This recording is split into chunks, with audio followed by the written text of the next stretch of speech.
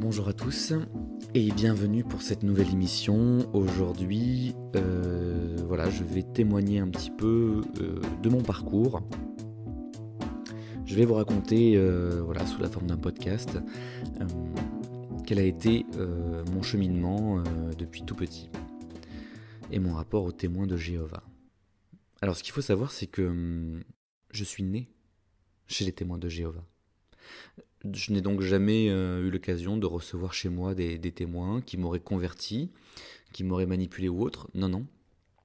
Je suis né chez les témoins de Jéhovah, d'une famille témoin de Jéhovah depuis assez longtemps, puisque elle l'est devenue dans les années 70. Donc ça faisait un petit moment que ma famille était témoin de Jéhovah, depuis mes grands-parents. En suivant par mes parents bien sûr, tous mes frères et sœurs, et donc on a baigné dedans depuis qu'on est petit. Et donc la religion, la secte des témoins de Jéhovah faisait partie intégrante de ma vie depuis mon plus jeune âge, et du plus loin que je m'en souvienne. Mes souvenirs sont assez flous là-dessus, donc depuis tout petit, bien sûr depuis bébé, j'allais à toutes les réunions, je suivais une étude personnelle, individuelle, etc. Les souvenirs que j'en ai, c'est des souvenirs assez ennuyeux. Voilà, les souvenirs que j'ai, c'est des soupirs parce qu'il faut aller à la salle, à l'étude de livres, à l'époque il y avait encore l'étude de livres. Un ennui profond lié à ces réunions que je subissais, déjà parce que je n'avais pas choisi, puisque c'était la religion de mes parents, enfin de mes frères et sœurs, de mes parents et de mes grands-parents, voilà, de mes oncles et tantes. Donc il y avait une importance familiale très forte liée à ça. Et donc effectivement, moi j'avais pas choisi, mais en même temps j'avais pas tellement le choix. Et quand on est petit, on réfléchit pas trop. On nous inculque des principes et des croyances qu'on va répéter de manière un petit peu mécanique, sans trop réfléchir. Et ma vie va être rythmée par cette habitude, cette monotonie-là, pendant plusieurs années. Je dirais de mes 0 à mes 11 ans. À partir de 11 ans, je vais commencer un petit peu à m'intéresser un petit peu plus à cela. Enfin, je vous en parle surtout parce que j'en commence à avoir des souvenirs un peu plus nets, alors que de mes 0 à 11 ans, j'ai pas tellement de souvenirs. Voilà, l'endoctrinement suit son plein, de 0 à 11 ans.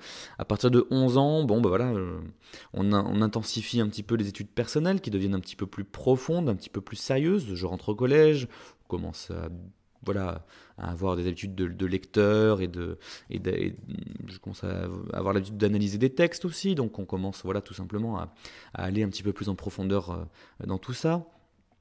Mes frères et sœurs progressent énormément sur le plan spirituel. Ils servent souvent en tant que proclamateurs. Ils prennent le service de pionnier permanent ou alors de manière ponctuelle. Ils ont tous plus ou moins des charges. Enfin, je parle pour les hommes, bien sûr. Tout le monde dans ma famille a des charges. Mon grand-père est ancien. Ma grand-mère est pionnière permanente. Idem pour mes parents. Du côté de mes frères et sœurs, mes sœurs suivent l'activité de missionnaire, enfin en tout cas de pionnière plutôt, de prédicatrice zélée. Et les garçons, mes frères, suivent plutôt la progression habituelle, assistant ministériel, ancien, voire surveillant de zone ou de district. Donc je ne donnerai pas plus de précisions par rapport à ça.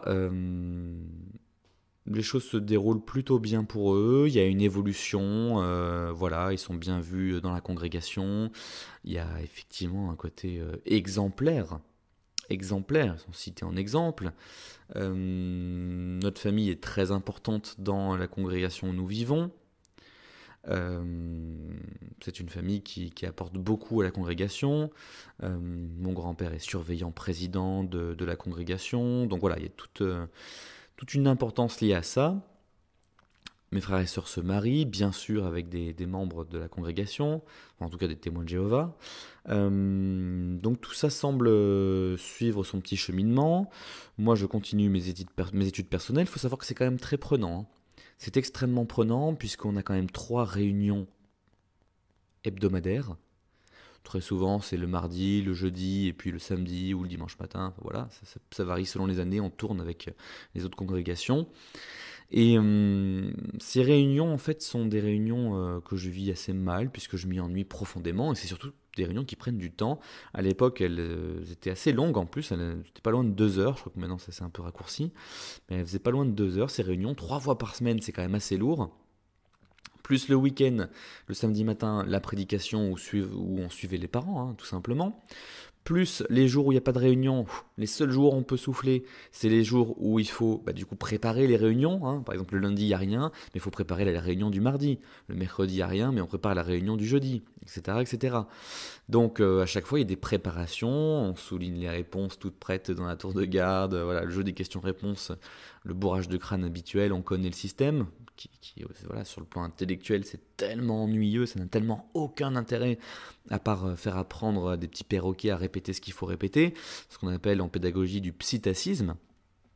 Donc à part le psittacisme, ça n'a strictement aucun intérêt. Voilà, c'est vraiment du bourrage de crâne, de la manipulation mentale, et ça je commence un tout petit peu à m'en rendre compte, mais bon voilà, sans plus, pas vraiment non plus quoi. Juste je me pose des questions un petit peu sur l'intérêt de cette pratique très ennuyeuse.